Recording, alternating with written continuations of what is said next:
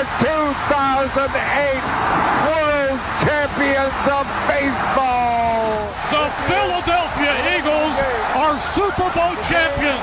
Eagles fans everywhere, this is for you. Now entering the game for Philly Pressbox Radio, Bill Furman and Jim Chet Chesko.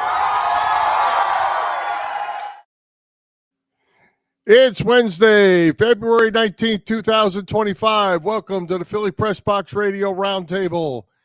First, I have to say, the Philadelphia Eagles are Super Bowl champions, in case anybody might have forgot. Our roundtable is brought to you by the Irish Rover Station House in Langhorne, PA. Cavs, Philly Tailgates, and STT Sports Network. I'm Bill Furman. I'll be your host tonight, along with my partner, Jim Chet Chesko. Chet, spring training is underway with the Phillies opening game Saturday in Lakeland against the Tigers. A little cold weather rolling in, and then wet weather rolling in this weekend. The NHL and NBA are on break, but the NHL has certainly been entertaining. And there's still so much to talk about with the Eagles, with coaching changes, roster moves, a pretty big parade they had in town the other day as well. We're loaded up, as always, with plenty to talk about in Philly sports. And I'm going to say it again. The Eagles are Super Bowl champions. Bill, we could talk Eagles pretty much every week, and who knows, this year we just might. But we have to give our other pro teams some love and needed attention as well. And we're going to do that this evening in earnest. Yes, we are. We've got a couple great guests tonight in Todd Zolecki to talk Phillies and Carlin to help us understand what's going on with the Sixers. And Chet, Kai might need a doctorate degree to help get through this one. Yeah, well, we do have Todd making his first ever visit to our show. He does a great job covering the Phils for MLB.com. And Kai, who is the USA Today Sixers Wire editor, he will give us the lowdown on just what the hell is going on with those 76ers. Well, with that, first thing we're going to do is we're going to welcome Kai Carlin back to Philly Pressbox Radio. Kai, welcome back. And how are we going to clear this mess up? All the pressure is on you tonight. That's a lot of pressure, Bill. You're asking a little bit too much of me, man, when it comes to the Sixers team. But I'll try. I'll try to answer any questions and try to clear anything up as we kind of go along. All right. Well, Kai, I'm going to start off with this. I know you really enjoy covering the Sixers. I see your articles often. You do a great job. But as you yourself noted in your Tuesday piece that you wrote, this season has been, quote, a complete disaster. So I ask you, is it still fun covering this underachieving, frustrating to watch team? I'm going to say yeah, because, I mean, at the end of the day, it's still basketball at the end of the day. So, I mean, I'm very blessed and very happy to be able to do what I do. But I will say it hasn't been as fun as like previous seasons because this team and it's not even like people expected them to be bad. Like that's one of those things where just like, if you expect them to be bad, whatever. They were expected to contend for championships this year. And the fact that they're 20-34, it's been a little bit of a disappointment. Like this is like one of those really tough seasons to like really kind of wrap your head around, really. Yeah. Well, Kai, before we drill down into this thing a little bit, right on the surface, can we just say if there's a somewhat healthy Joel Embiid, we're not in this mess? And if we have a healthy one, we're in the mix? Yeah, I think if Joel had been even just somewhat healthy, honestly, like they wouldn't be 20-34. I mean, he's only played 17 out of 54 games. It's been such a disaster for him. I really don't think he should have came back at the end of last year. I mean, obviously he missed 2 months because of the meniscus injury, the initial one in last January. And he even admitted himself that he did come back early in order to try and help the Sixers win. And obviously it didn't work. They lost in round 1 to New York. And then he goes off and he plays in the Olympics for Team USA. And I really don't think he should have returned last year. I just don't think he should have. And I understand why he did, 100%. But I don't think he should have, especially when you consider the fact that, like, last season was probably already kind of down the tubes anyway. I don't think they weren't going to beat the Knicks with or without him, which obviously we saw that. So it's one of those things where it's unfortunate. Even this year, I think you can see that he's clearly not 100%. His field goal percentage is down, 3-point percentage down, scoring down, by wide margins too. It's not just by a couple percentage points. It's a huge drop off because he's clearly not 100% healthy, and I feel like that's been a huge reason why they're 20-34. It's been a disaster. I'm just going to say that again. Well, Kai, I'm sure I'm not the first to ask you this, but why the hell did Daryl Morey and company feel the need to give Joel that massive $193 million contract extension in September when they knew he had this knee issue? That's the $193 million question. It's definitely like a little confusing. And I know there have been a lot of reports out there saying that, like they did their research. They talked to 1 million doctors, and I think that's true. They probably did talk to 1 million doctors, and I think they really did expect this knee to improve as time has gone on. Mm-hmm. Unfortunately, it just hasn't. And, Joel said to, I think it was ESPN, that Super Bowl Sunday game against the Bucs, which nobody in Philadelphia was watching except for me and other. I watched. There we go, Jim. There you go. Loved it. Both of you guys. You're the two. Other Sixers beat writers and stuff. But, I don't think anybody was really watching that game besides us. And he said to ESPN that he probably needs another surgery. And he's probably going to, he's going to have to rest and recover, which kind of leads me to my next point. The Sixers are still going to go for the play-in, and they want the playoffs. Me personally, if I'm Daryl Morey and I'm looking at this season, I'm chalking it. Like this season, it's unfortunate. The season has been tough, but I mean, you got to also think about your future. And if you get this guy fully healthy, and the Bills question earlier, if you get a fully healthy Joel and a fully healthy PG and the Tyrese and everything, I think that they are much, much better than what they are. Just they've had no type of injury luck this year at all. Well, and sticking with him, I don't want to beat it to death, but besides his knee injuries and some of his regular injuries, he just seems to get hurt in all kinds of other places too. Is it just bad luck? Is it being overly aggressive? What do you think it is that every week it feels like he's got a different injury? It's unfortunate. It really is, especially when you consider the fact that like this guy really is, when he's healthy, a top 3, top 5 player in this league, and I don't think it's much of a debate. Like he's so dominant out there on the floor, but when he's not healthy, which is what we've seen, and to your point, Bill, it's not just the knee. He's had a facial injury this year. He's had a left foot sprain. He's dealt with something in his hand, and it's just like it's been just new injury after new injury after new injury, and it's really unfortunate to see. I don't think I've ever, off the top of my head, I can't think of another maybe just so injury-prone player other than maybe Anthony Davis for the Dallas Mavericks. But I mean, like I've never seen a player like this just get hit with so many injuries, not just this season, but throughout his entire career. It's always been something. He has not had one healthy playoff run, which is insane. This is his, I believe, 9th season playing. So, I mean, the fact that he hasn't had one healthy playoff run, it's insane to think about. Kai, the Sixers' big three has played a grand total of 13 games together this season, some of those just partial games. Embiid, as we've discussed, has battled the knee issues and other injuries yet again. Paul George looks often every bit of his 34 3/4 years of age. You wrote a piece last week about the bashing that PG is taking from the national media. Can we still expect those guys to be, at least somewhat healthy and focused enough to sneak into the postseason as a play-in team and maybe give a quality team like the Cavs or Celtics at least a little bit of a battle? I don't know. I really don't, especially because, I mean, you look at what he just did against Brooklyn last week. I mean, 2 points, 1 for 7 shooting. I will give him credit. He was pretty good defensively, and he was very good as a passer. But I mean, the Sixers didn't bring Paul George in to be a pretty good defender and a pretty good passer. They brought him in to be the third star and the third scorer to help them get past round 2 for the first time since 2001. So no, he's been a pretty disappointment this year, and he knows it. He doesn't run from the criticism. He knows he has to be better, which is why I do give him credit for that. He's been really, a stand-up guy with that. I really do think, though, like if they can just get these guys healthy for 10 games, like a stretch of 10 games, they can go like 7-3 in a 10-game stretch, 8-2, something like that. And all of a sudden they're right back in there. That's how talented these guys are.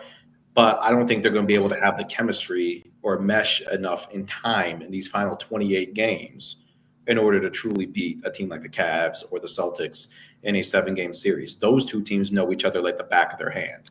So, I don't think they're going to be able to beat either of those teams just because of the lack of chemistry and the lack of, time that they have together on the floor. Guy Tyrese Maxey kind of been out there by himself a lot this year. 27.5 points, 3.5 rebounds, 6 assists, a couple steals a game, all-star snub. How do you feel about Tyrese not making the all-star team and his season overall, which he hasn't really shot well, but he's done a pretty good job? Yeah, his shooting numbers are down, but I mean that's to be expected when defenses are loading up on you and they're doing everything they can to slow you down. And just unfortunately, that's just kind of what happens. As far as his his all-star snub, I didn't really kind of view it as a snub, especially like the Sixers, like their record kind of spoke for itself. That's not a reflection on Tyrese Maxey, but it's also just when it comes to voting, like these coaches, they do take your team record into consideration. Now, I mean, you look at the guards that made it. Cade Cunningham with the Detroit Pistons. Detroit went from 14 wins last year. They're already at 29 this year. And Cade has been awesome. So, I mean, that's like you have to reward him for that. Tyler Hero has taken big steps forward, kind of kept Miami afloat amid all the Jimmy Butler saga. You got to get him in there. Who else got it? Darius Garland, one of the better point guards in the league. Cleveland has the number 1 record in the Eastern Conference. And then Trae Young, who got in as the injury replacement for Giannis Antetokounmpo. Trae Young's leading the league in assists.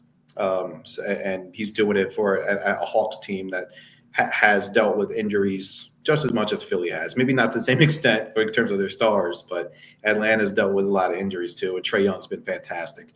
So, no, I mean, look, I just don't think Tyrese really kind of deserved it this year. And, there's always next year. He's got plenty of basketball ahead of him. I guess one positive about so many guys missing time with injuries that it's given Nick Nurse and Daryl Morey the chance to look at some young guys like Ricky Council IV, Adem Bona, and Justin Edwards, giving those guys an opportunity to show their skills. Edwards, the Philly kid who started Kentucky but went undrafted, looks like he might have a future. Do you agree? I like him a lot. There's a reason why they converted him from two-way to the standard deal. He's been so terrific. I mean, the kid has a great head on his shoulders. All he does is ask questions. When Caleb Martin was still here before he got traded to Dallas, Caleb Martin would tell me all the time, the kid just asks questions all the time. Like he's always in my ear. What can I do here? What can I do there? Kyle Lowry would say the same thing about him. He's great defensively. He's got like a strong body. He's barrel chested. He can get up into guys. He's got a great mindset too. He doesn't back down from guys when the Lakers were here, he was defending LeBron James. The Celtics were here a couple weeks ago. He was defending Jason Tatum and Jaylen Brown. He's been really good, Jim. And I think it's one of those things where if he continues to add to his offensive game, specifically a more like consistent 3-point shot, he's going to be in the NBA for a really long time. Well, Kai, what do you think it takes? I don't want to word this negatively, but it's probably going to come out negatively. What do you think it takes for this team to not be successful enough to blow this thing up? They would have to finish like with 50 plus losses. I think like if they were to go, like they're 20-34, right? There's 28 games left. If they go like 10-18, like in these final games of the season, that's where I could see Daryl being like, you know what? Maybe we might have to kind of make some changes here because. I mean, if you think about it, Bill, they've kind of gone backwards ever since they fired Doc Rivers. And this who would have ever thought you'd say that? And this is not a reflection on Nick Nurse. Nick Nurse has been terrific. He has done everything he possibly can It's just unfortunate, like with all the injuries. But I mean, they won. They were the number 1 seed, Doc's first year in 21. They won 51 games in 22, and I think they won 54 games in 23. It's just they just weren't able to get out of round 2 with James Harden and Joel and everything. And then obviously Nick comes in, and they were so good last year. I mean, if you remember, I think they were the number 2 seed in the East, and then Joe went down, and that was kind of it. But like the point is, I mean, they have kind of gone backwards really the last 2 years, and like the window for contention in the NBA can shut quickly. If you look around the East, I mean, Cleveland's already been terrific. The Celtics won a title. The Knicks have passed them. The Bucks are still right there with Giannis and Dame. And then you see teams that were at the bottom now all of a sudden surpassing Philadelphia, Detroit, Orlando, Indiana. So like there are teams that all of a sudden the Sixers is not just the Celtics or the Cavs or the Knicks or the Bucks. You got to fight off the Pistons and the Pacers and the Magic, like, and the Heat, the Hawks. Like it's not just like 2-3 teams. So yeah, I mean, I think they would have to consider a huge change, like if they all of a sudden are looking at a 30-52 record, for example. Kai, are you worried at all about the state of the NBA? A lot of people have really soured on the association. Ratings are down a bit. The All-Star Game ratings, second lowest ever. 4.7 million people watched the game Sunday night. A lot of people hate the three-point shot and the reliance on that, including Bill Furman. So what is your take about the state of the NBA and its future? I think we need more people like me who's actually going to actually support and celebrate this game rather than Charles Barkley and Shaq and talk about how trash the game is. Like, honestly, like honestly, it's pathetic to me to watch guys like Barkley and Shaq, who are obviously Hall of Famers. Like, I'm not trying to discredit those guys, but to hop up there and say today's game is trash, I think it's pathetic. I mean, look, I'm 31. I started watching hoops at 10, I think it was 2003, or I want to say I was 9, 10. So I've seen kind of like a lot of different eras up until now, right? The game's literally played the same way, except instead of mid-range shots, they're getting 3-pointers. I mean, to me, it's literally the same thing. The ball moves at a very high rate. They're just shooting threes now instead of mid-rangers. Like, who cares? Like, the scoring numbers have gone up. Defenses, you can come up with every defensive scheme you possibly can, right? But if you're playing Steph Curry and he's stepping back and hitting shots from 45 feet, what are you going to do? Like these guys are just like who they are. I think the only negative thing I can say about today's game is the lack of the load management. The load management. Like if you really want to criticize today's game, load management, I will give you that. But in terms of the game itself, no, I think it's fantastic. I've never been more entertained by the NBA ever. So the All-Star game sucked. I'm going to put that out there. The All-Star game sucked. The All-Star game. But the reason why I think it sucked is because once again, the league didn't focus on the game. Like, and I'm a big Kevin Hart fan. I watch his stand-ups all the time. I think he's hilarious. I don't need Kevin Hart for an hour and 13 minutes, trashing guys. I don't even know who Mr. Beast is. I don't know who that is. I guess he's some YouTube streamer. No idea. but I mean, I don't need him doing some weird giveaway while I'm trying to watch the best players in the world go at it. It's an all-star game. Focus on the basketball. I also don't need a bunch of commercials either. I think the final number I saw was a 3-hour broadcast. We had 30 minutes of basketball out of 3 hours. That's wrong. That's pathetic. That has to change. Interesting. Well, Kai, sorry. Kai. We've run out of time. So, but before we let you go. I got to sneak in one more question. Okay. Kai is good friends with Keith Pompey. And I got to ask Kai how KP is doing, considering his dreadful New York Football Giants and the fact that the Eagles just won the Super Bowl. This has got to be driving Keith nuts. It's driving him crazy. I will say that. But I will give the OG this. The OG actually came out and he gave credit to the Eagles while we were all at the Wells Fargo Center. So shout out to Keith for maturing. Well, he had to, right? I mean, we love having Keith on, and we always make sure that we really give him the business about all the Philly sports too. No, as you should, as you should. I mean, me personally, as you know, I'm from Michigan, so I didn't grow up like in the Philly sports area, but I can appreciate the fans here. They're passionate. They love their teams. It's been quite an experience. Yes, sir. Hey, let everyone know where they can follow your writings, your social media, and all that stuff. Yeah, you guys can always check me out at SixersWire.com. You can follow me on Twitter and Instagram, Kai_Carlin. Just my name with a little underscore in between my first and last name. Sounds good. Excellent. Well, thanks for joining us as always. Let's do it again, and let's win some games. Yeah, that'll be nice. I enjoy covering the playoffs, so I hope I get some playoff games at some point. Yes, sir. There you go. All right, Kai. Thanks, buddy. Appreciate you. Thanks, guys. Thank you for having me on. All right. Hey, Chad, Philly Pressbox is part of the STT Sports Network, as in Set the Trends. It's a network set up by our pal, Phil Stiefel, host of the terrific Trending in the AM show that you can find every weekday morning on the STT Sports Network YouTube channel. Check out Phil and be sure to subscribe to the channel.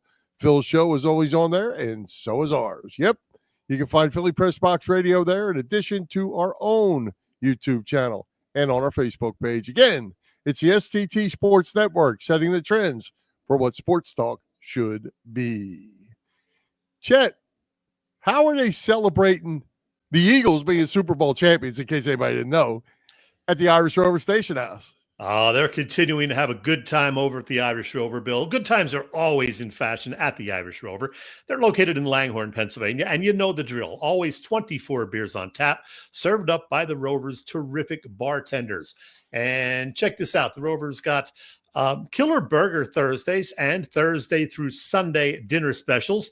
The Rover's burgers are great, by the way. I'm a big fan of salmon, too, so that creamy Tuscan salmon does sound pretty tasty.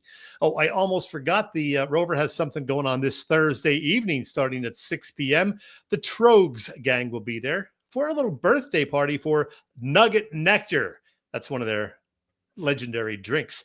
Be there or be square. The Irish Rover Station House is on Bellevue Avenue in Langhorne.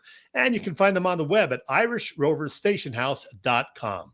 And Bill, I know we did this last week, but we got to do it again. One more time. The Philadelphia Eagles have won Super Bowl 59. They have beaten the Kansas City Chiefs 40-22. It's their second Super Bowl win in 7 years. What a game. What a season. What a team. The greatest Eagles team in modern history. Eagles fans, savor it and rejoice.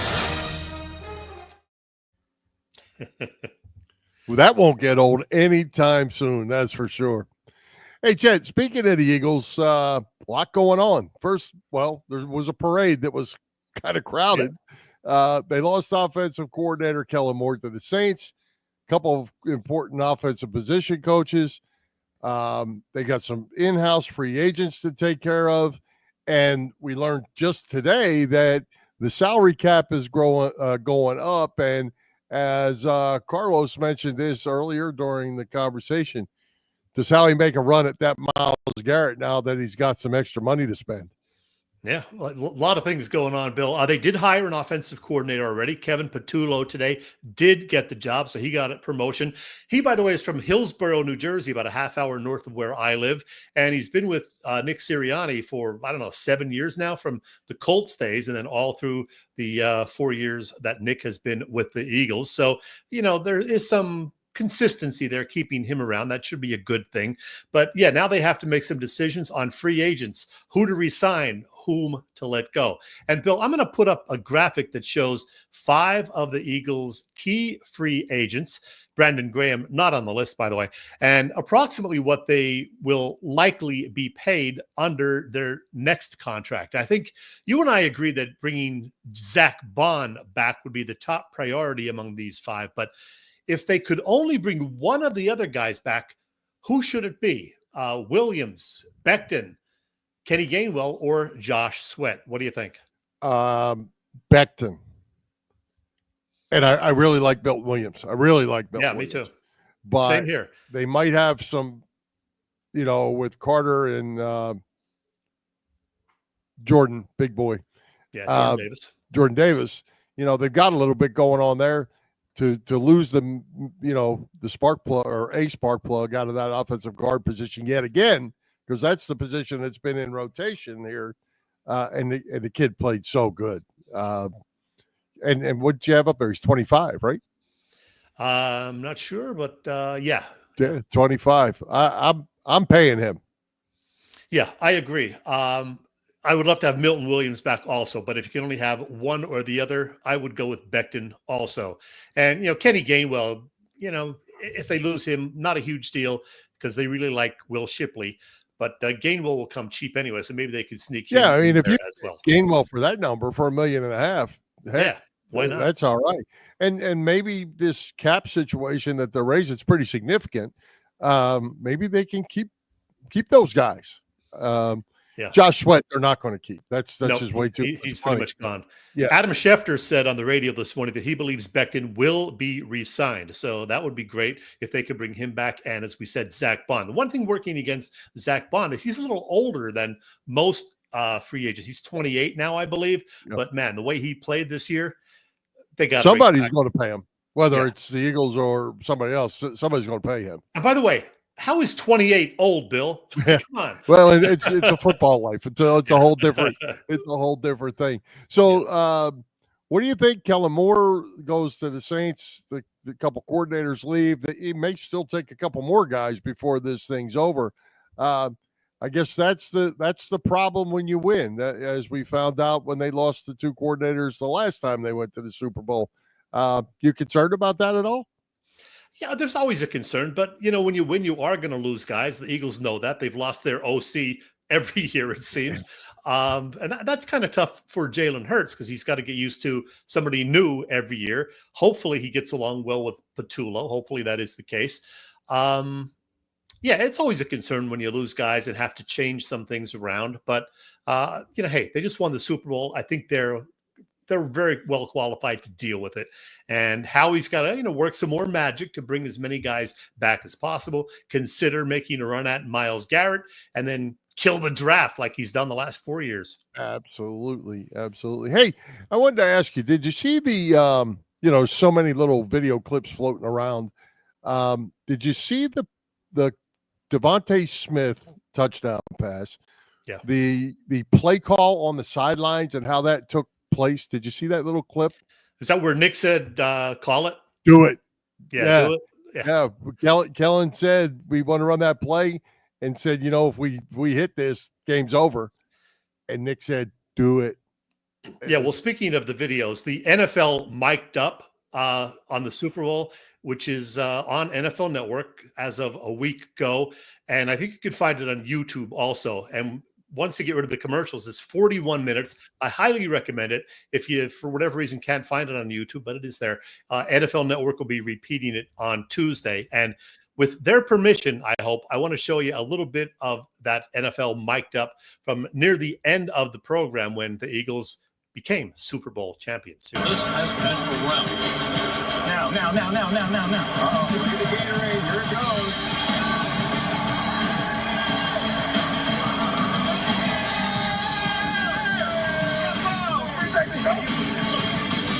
It's over. The Philadelphia Eagles have won Super Bowl 59.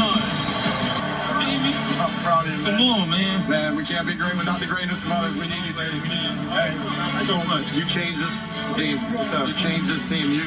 Ryan, you're special, man. You're special. Hey, not the player. I don't even care about the player. You're a special leader.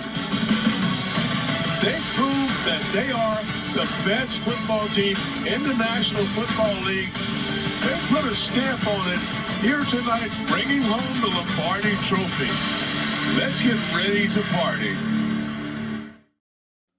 Oh, yeah. Yeah, that's great. And, again, with all the conversations that's gone on, I still think Nick Sirianni has not gotten near the credit he deserves for this.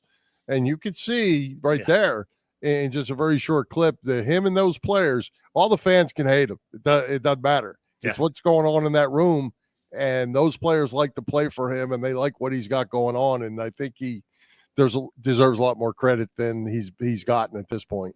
I agree. And I'll tell you, watching the NFL mic'd up, you really got a feel for Saquon Barkley and how important he is to that team, not just on the field, but on the sidelines. I mean, he's constantly, getting everybody fired up and keeping their heads up and staying confident. And as Nick told him at the end, just, what a quality guy he is. So, man, if you didn't like Saquon Barkley before, I think you're won over now with the way he's played this season and the teammate that we know he is. Absolutely. One final question for you about the parade. I didn't go. What was the final number, and why didn't you go?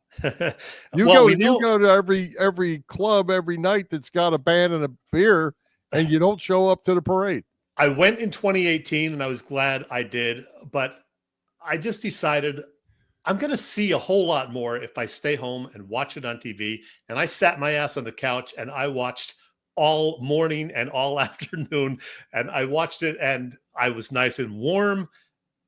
It was a beautiful thing. So I don't regret it. It would have been fun to be there for sure. But, if I hadn't gone 7 years ago, I would have gone this time. But I enjoyed it. And Bill, I bought a bunch of merchandise too. I bought, I think, 4 T-shirts over the past week. I got this pennant back here, and I got the most expensive pint glass I ever bought, this Super Bowl pint glass. I think this was $17 for a pint glass. Wow. Wow. I spent some money. Did they give a final count or what they thought? I didn't hear anything official. Count? People are estimating a little over 1 million. Oh, that's all? So, looked like still not as much as I think 7 years ago, or the Flyers parade 49. Oh, wow. It looked like it was more than that from the different angles. It sure looked huge. Good stuff though. It looked like a lot of fun. Absolutely. Hey, any other questions about the Eagles before we move on? No. We're going to talk about tailgating with the best tailgaters in Philadelphia, Bob Cavanaugh and the gang at Cavs Philly Tailgates. Sounds good to me, Bill. Cavs Philly Tailgates has been cooking up a terrific catering business for some 35 years, known best for their tailgate parties. Cavs is a 3-time winner of Philly Tailgate's Jack Daniels Great American Tailgate Party contest and a past winner of the Philly Daily News Tailgate Award. Cavs also does corporate events, parties, you name it. And Cav hosts tailgates before all Eagles games outside the link. And there will be various tailgates outside Citizens Bank Park this spring and summer too, including one before the home opener on March 31st. Plus, Philly tailgates will be down in Clearwater in March. They have a couple of 5- and 6-day Philly spring training trips. There's the one pictured right here, March 11th through the 15th. WMMR's Preston and Steve crew will be there for part of that one. And then there's a second trip the following week, March 16th to the 21st, with special guests Larry Boa, Jason Worth, and Charlie Manuel. Wow. All the info at phillysportstrips.com on those trips. And check Cavs website, phillytailgates.com, for other upcoming events closer to home. And if you have questions, email them at cavscatering@verizon.net. Cavs Philly Tailgates is the way to go. Absolutely. Hey, I'm going to throw this up there because this is kind of an interesting question, Chet. How long will Kellen Moore coach the Saints? That's a great question because they're kind of a mess, and I'm not sold on Derek Carr as their quarterback, so they got a long road. If he lasts 2 years, I think it'll be a minor miracle. I was going to say 3, and he'll be back being an OC somewhere.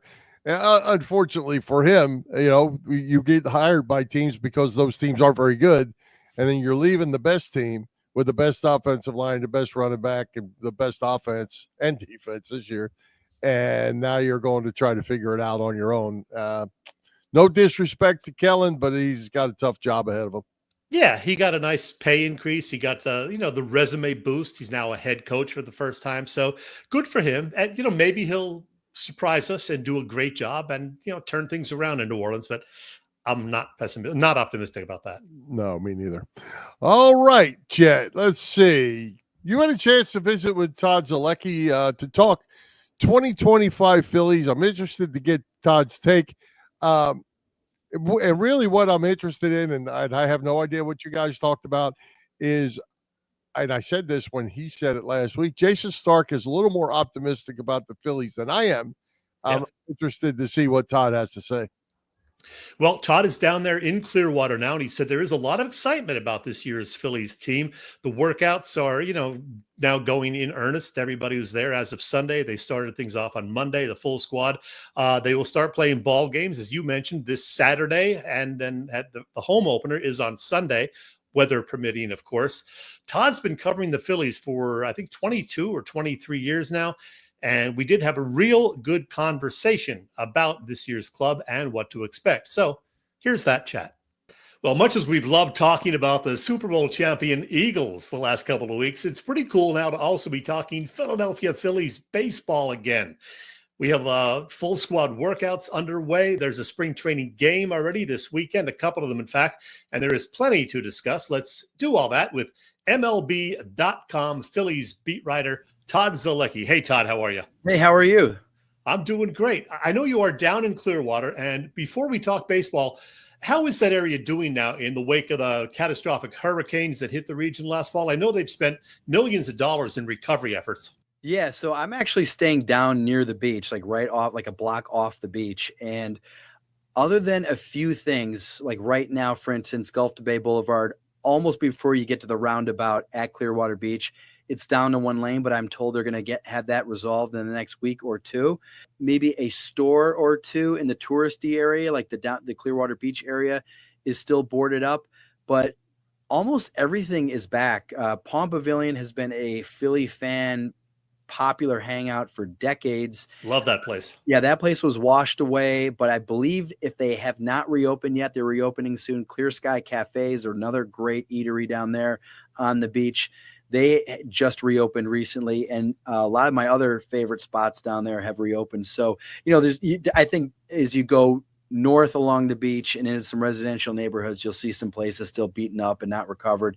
But for Phillies fans' purposes, the ballpark is looking great, and the Clearwater Beach area, where everybody's going to be walking around in a few weeks, or as early as Sunday, is going to be. It looks great. It really does. That's great to hear. Well, my leadoff baseball question concerns the leadoff hitter. We've gotten confirmation, I guess, from Rob Thompson that he is going to fiddle with the lineup quite a bit this spring and may well end up not having Kyle Schwarber at the top of the order. Do you think we will see a new lineup when the games begin to count? And what will the first 4 or 5 spots in the order likely be? I really do think where there's smoke, there's fire. And man, there is a lot of smoke in terms of the new lineup. And it really has started since, they got bounced by the Mets and the NLDS. Rob Thompson first mentioned the possibility of looking at a new lineup. And he said a lot of things, which, again, he hasn't come out and said this is happening, but he's dropped some serious hints at it. He has said that I'm seriously considering moving Kyle Schwarber out of the leadoff spot.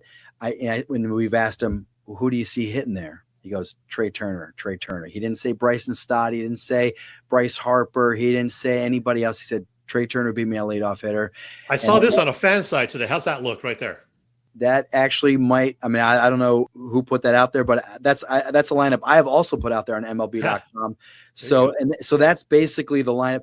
So Rob has said, for instance, I see Trey, if I'm going to move Schwarber out of the leadoff spot, I see Trey Turner as the guy. He has said Kyle Schwarber will not hit lower than 4th.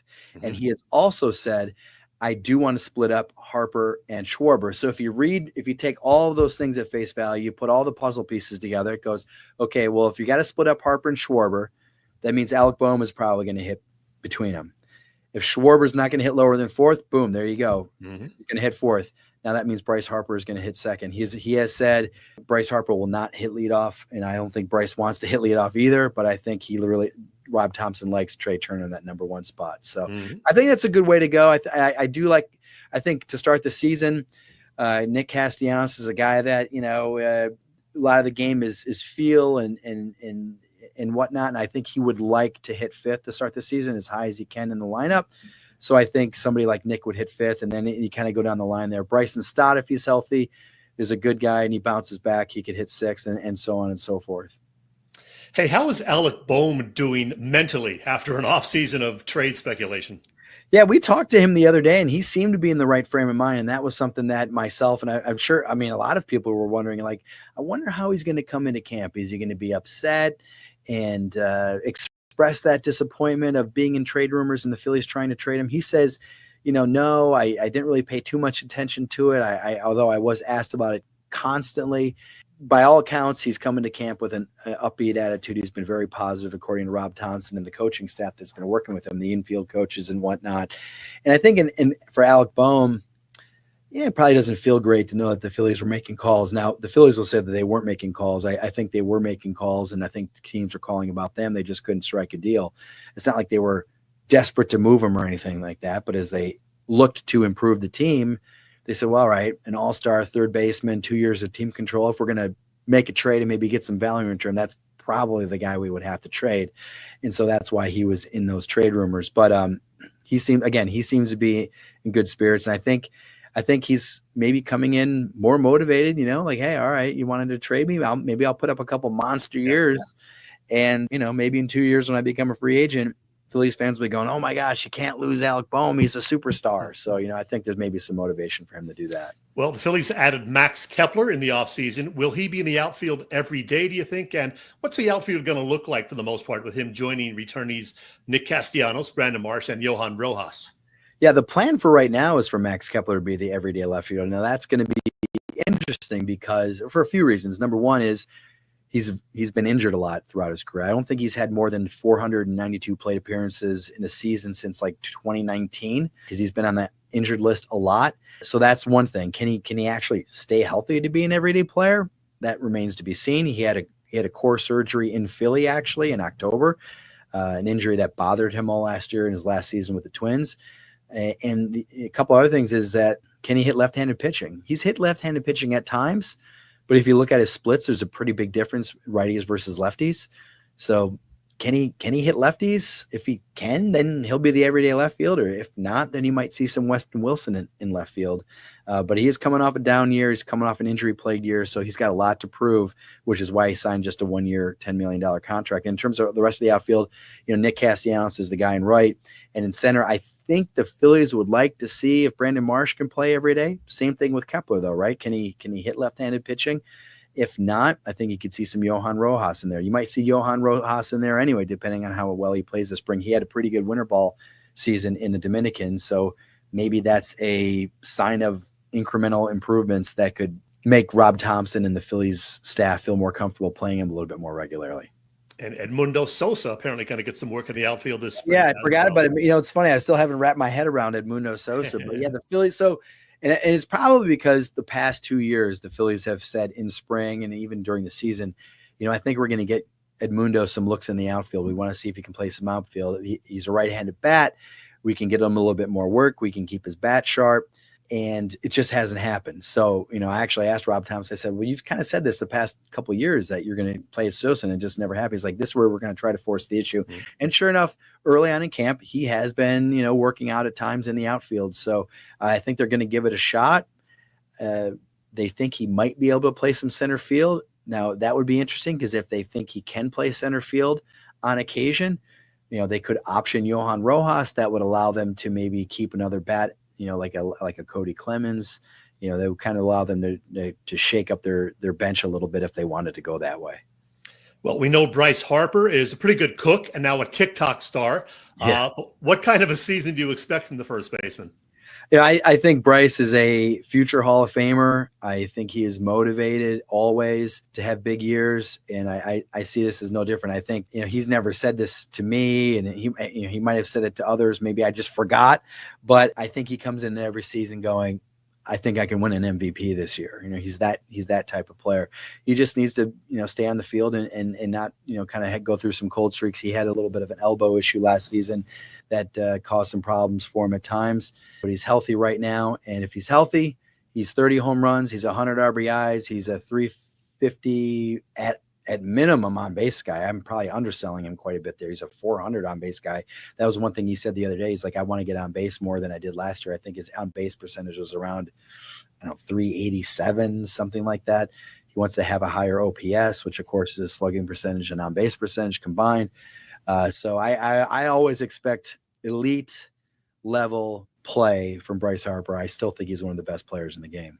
I talked with our friend Jason Stark last week, and he believes the Phillies will again be a serious contender, thanks largely to these 5 guys, the starting rotation. How good is this group of starters, and what is the plan also for Andrew Painter? I think this could be one of the best rotations in baseball, if not the best. Of course, the Dodgers will probably have something to say about that. They think that they have a strong rotation, and they do. But I think it's funny. A lot of people have said to me this winter, man, the Phillies didn't do anything. They didn't do anything. They kind of stood pat. Max Kepler coming off an injury. Jordan Romano coming off an injury. Joe Ross, he's kind of a swing guy in the bullpen. He could be pretty good. But really, what did they do? Well, Jesus Luzardo, I think, is an under-the-radar big move for the Philadelphia Phillies. You talk to the players in this clubhouse who have faced him, they're like, wow, we're lucky to have him.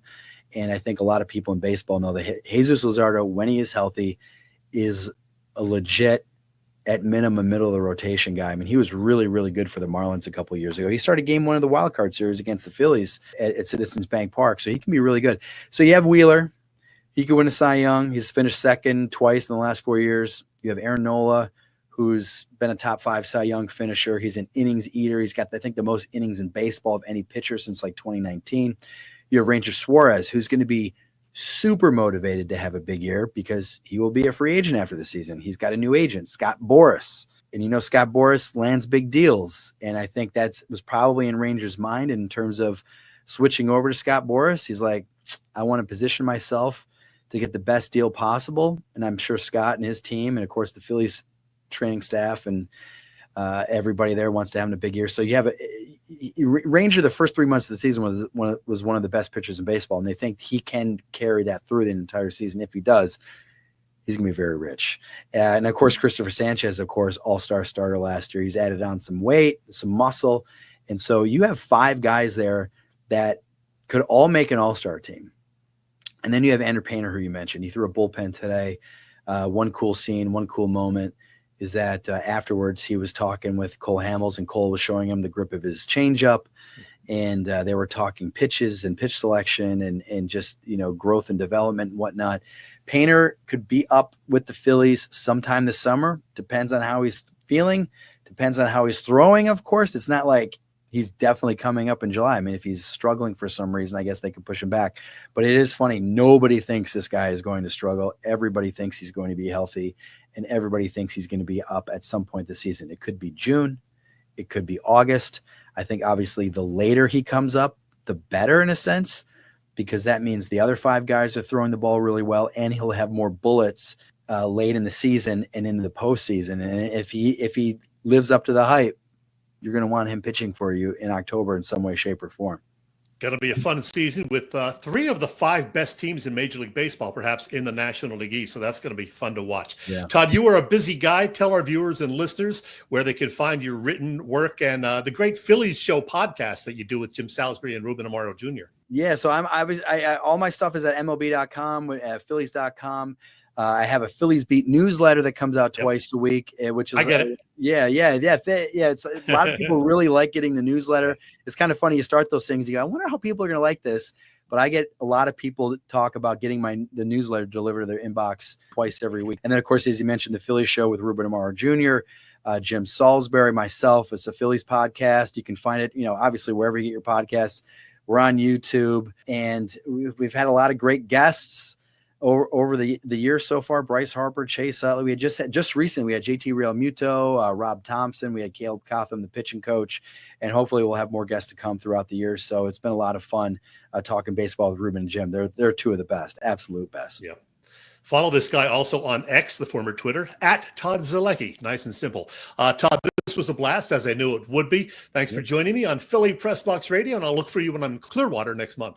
All right. Yeah. I'm looking forward to seeing it down here. It is 71 degrees right now. I don't, so it's nice. It's nice today. Yeah, it's about 22 up here. I've heard without the wind chill. Exactly. All right. Thank you, Todd. Thanks. Hey, that was fun. I don't know what happened to Bill. Bill disappeared. I don't know. Maybe the interview scared him away. I don't know. He just disappeared about a minute and a half ago. But hey, such is life. Todd said some very interesting things. He likes the Phillies starting pitching staff, just as Jason Stark did. There were a bunch of things I didn't get to ask Todd about. I didn't get to ask Todd, due to time constraints, about the bullpen. I didn't get to ask him about Aiden Miller, the well thought of shortstop prospect. So a lot of questions I didn't get to. Bill, give me some answers. What do you think of the Phillies bullpen going into the season? Well, that's my biggest concern. I don't think it's as good as it was last year. Losing Jeff Hoffman, good for Jeff. He got paid about $12 million a year or something. Yeah. So good for him. And the Phillies probably were never going to match that. But I'm concerned with the depth of that bullpen. And we know at least early in the year, Rob Thompson likes to put that hook out early and run these guys 5 innings or so, maybe 6 at the most, and then work them up during the season. You got to win the early games. They all count as the same. So I'm a little concerned about that. Yeah, we'll see how good Jordan Romano is. He could be one of the closers.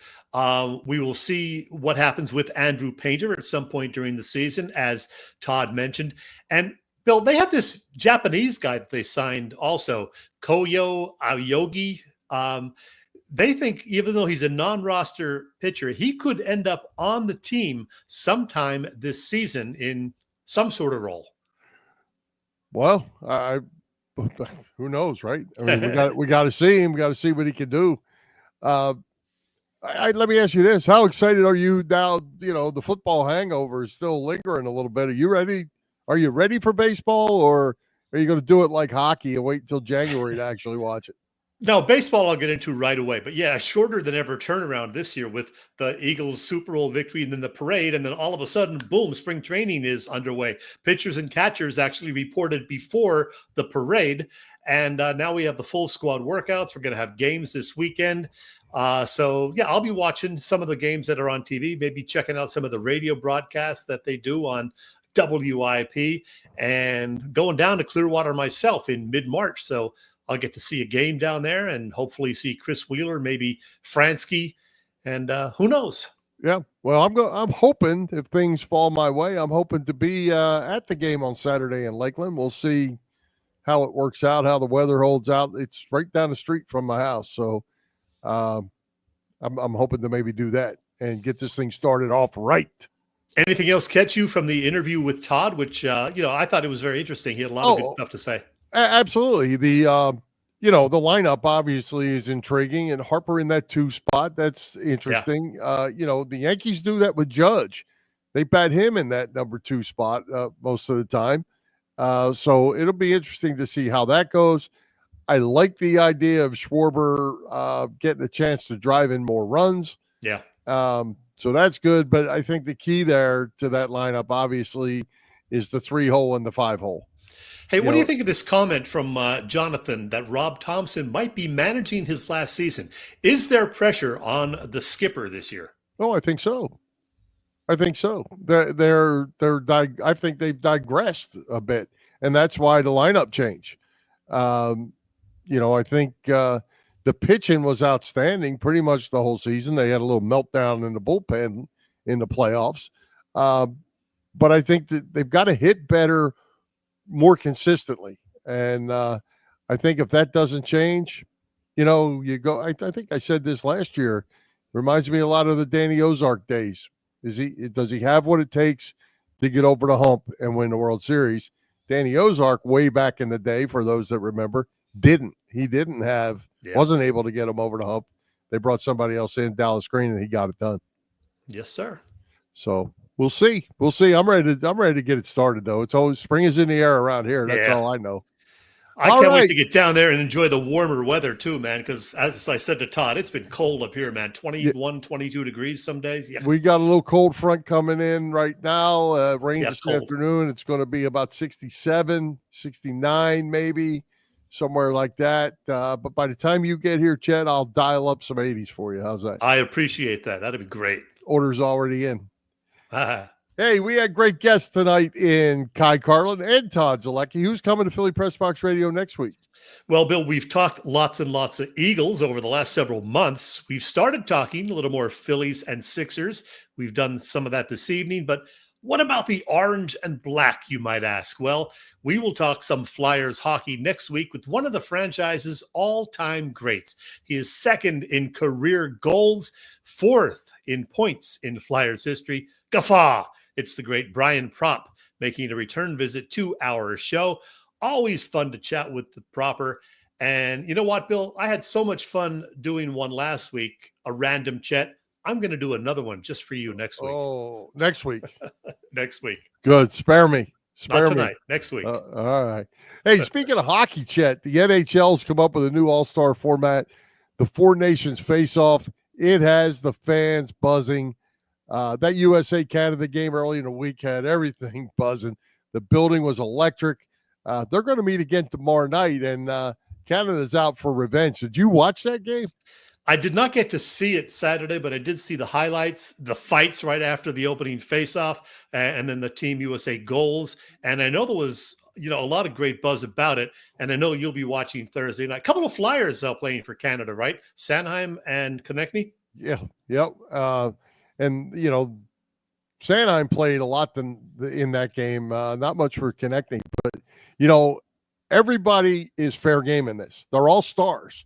Yeah. And McDavid just got crushed on a check. I mean, everybody. Crosby tried his little annex, and there wasn't anybody going to try to defend him. I mean, it's every man for themselves. It's an all-star game. Those Tkachuk brothers, them cats come to play, and they're rough, they're tough, they're good, and they have fun. Oh yeah. So, I will try to watch some of the Thursday night game. So go Team USA. Well, it started out, as they booed the national anthem, and that kind of got things going. I think they were probably going to go anyway, but that was just added a little more fuel to the fire. 3 big fights in the first 9 seconds, first 2 in the first 2 seconds. And they were the brothers. How about that? It was when do the Flyers play again? Do we even know? I didn't even look. It should probably be Monday, I think, because this tournament ends on Thursday. So it'll probably be Sunday or Monday. So well, they're well rested, certainly. So maybe that'll help. Yeah. But good stuff. Good for hockey. And people are talking about how you have these other all-star games that everybody's lost interest in, and these guys are throwing gloves in the first second. It was good. It was good. Kid Camden's ready for the game. Kid Camden excited about the finale. Oh, yeah, I know he is. So what do you have for us before we close it up? Any odds and ends on your mind? Well, I'm going to talk a little bit about ratings. Super Bowl 59, Bill, was a massive hit with a record audience of 127.7 million. A blowout game, but some blowout TV ratings as well. Great viewership numbers. On Sunday, NBC's highly anticipated Saturday Night Live 50th anniversary special, 3.5 hours worth, a big hit with nearly 15 million folks watching live, not Bill Furman, of course, and many more than watching on demand afterwards. So that was a hit. As you mentioned, hockey's Four Nations USA-Canada face-off battle did very well Saturday night. That was on ABC. They drew a better than expected 4.4 million in terms of viewership. And then there was Sunday night's NBA All-Star game, which, as mentioned, did not attract a big audience. I was searching for the ratings Monday and yesterday. They didn't post them until today, and it was not good. As I said, maybe they were counting all the late votes. Yeah, 4.7 million, which was the second lowest of all time. And while I was looking for the ratings on Monday, I saw all of these little headlines. Let me see if I can find them. Come on now. Nope. They're gone. Oh, well. It was basically a bunch of NBA headlines saying how awful the NBA is, how the All-Star game format just basically sucked, how the NBA has so many problems right now. And, we loved having Kai on, but I think Kai's a little too optimistic about the state of the NBA right now. Yeah, I think he is too. I'm one of them. I'm just not a fan of the league, and I love. I've been watching some college basketball again. Even I've been starting to criticize the NBA and the way things are these days. So Yeah. That's just the way. Oh, one other thing, Bill. Happy birthday, Dee Lynam. We usually have Dee Lynam on her birthday week. Her birthday is tomorrow, Thursday, but she is in Florida spending some time with her mother and father, I believe. Jimmy, of course, her dad. She said she will be on vacation this week, but Dee Lynam will be on with us a few weeks from now in March. Yeah. One comment from me before we go. For those of you that are memorabilia people, want to meet the Eagles, our friend Carl Henderson, Carl's Cards, has Brandon Graham this week. He's got A.J. Brown next week. And the Philly show is coming up at the Oaks shortly, and they're all going to be there. Okay. Not Barkley and Hurts yet, but most of the rest of them are already being announced as being there. It'll be a huge day for that. Wrap it up, Bill. All right, let's thank tonight's special guests, Carlin and Todd Zolecki, our sponsors, the Irish Rover Station House, Cavs Philly Tailgates, and PPCC 118 Raz Room. For Jim Chet Chesko, this is Bill Furman. We hope you enjoyed the show, and we'll join Philly Press Box Radio next Wednesday, February 26th at 7 p.m. You can see us live on Facebook or on our Philly Press Box YouTube channel and on the STT Sports Network YouTube channel, and listen on Apple Podcasts, iHeartRadio, and all the others. High hopes, Philadelphia sports fans. Happy trails to you, till we meet again.